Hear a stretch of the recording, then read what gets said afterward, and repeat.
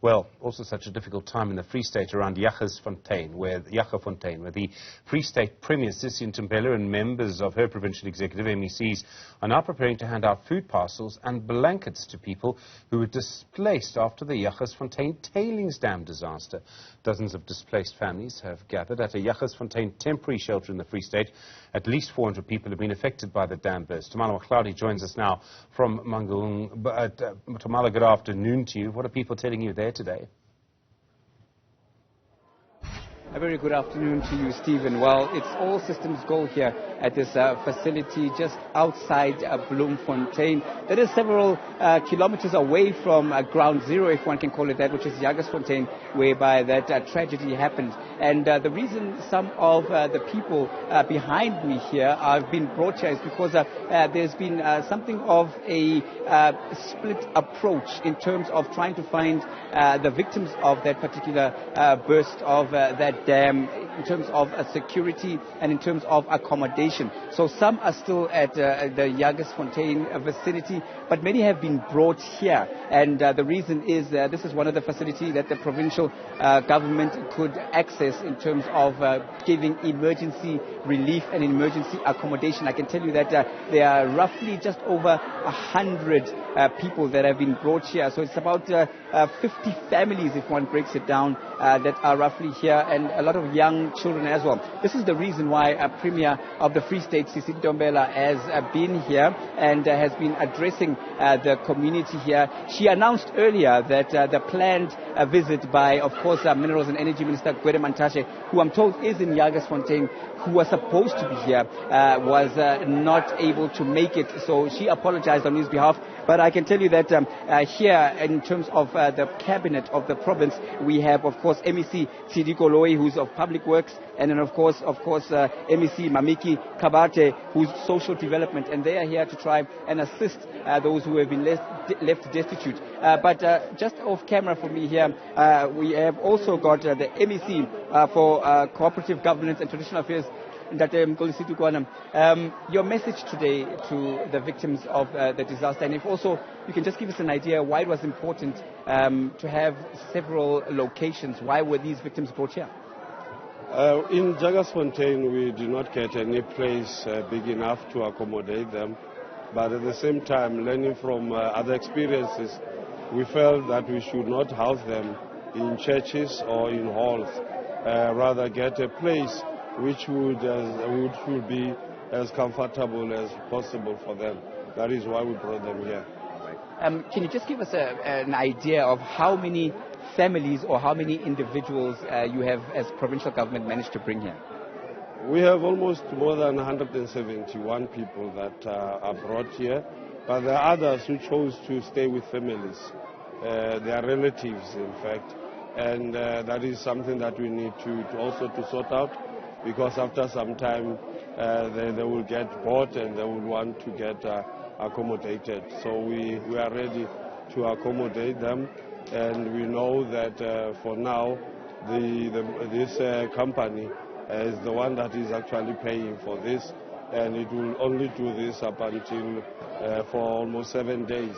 But we need to negotiate, and in the meantime, we are also looking at making sure that we use alternative building materials or alternative building systems to build houses as quickly as we can, which will be stronger, but also addressing what we now know as the climate change, and making sure that we have modern houses, not only looking at brick and mortar.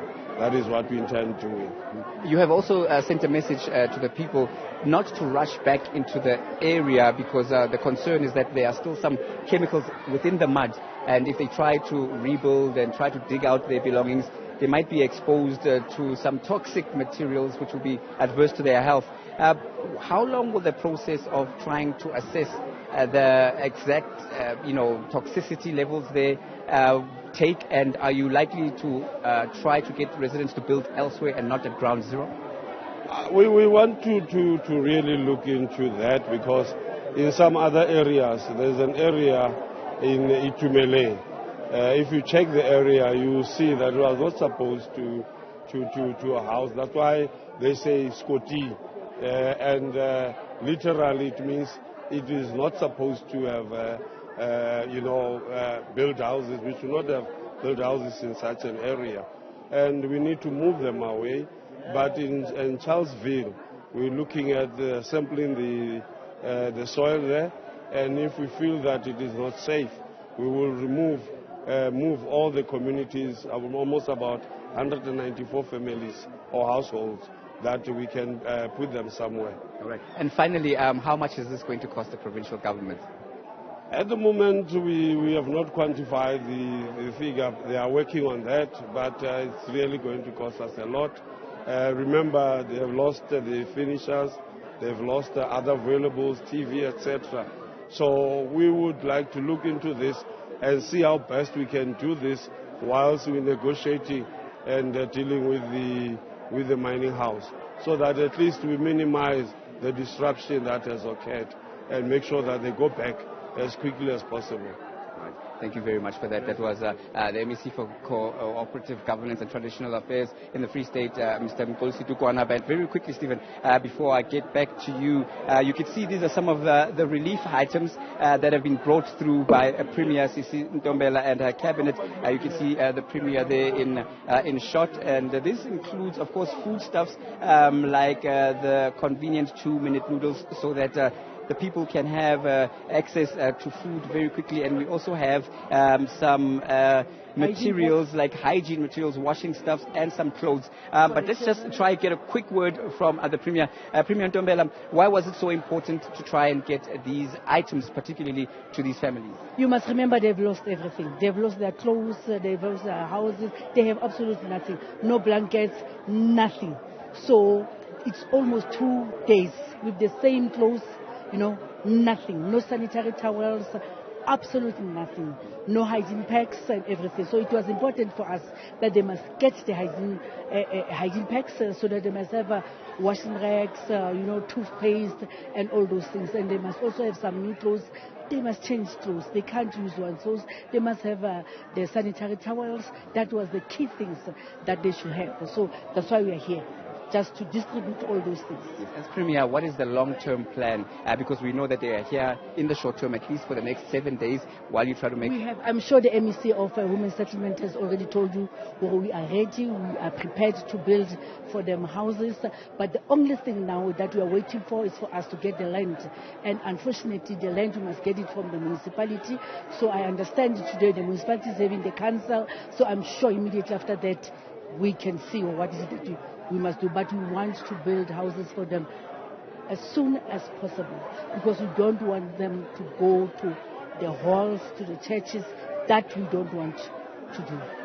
Thank you very much for that quick update. That, of course, is our Free State Premier, Sisi Ntombela. And if I can ask my colleague, Kolani Ndlovu, just to give you a shot of the people who are in the hall. You can see members of the Social Development Department also taking roll call and taking names and ID numbers and family members in terms of the numbers to try and ascertain exactly what the needs of the families are. So with that, it's back to you in the studio. We'll continue to bring you those updates as and when it happens. Tumaole Mohlaoli, thank you very much indeed. Do appreciate it live, of course, the latest there on the Jagersfontein.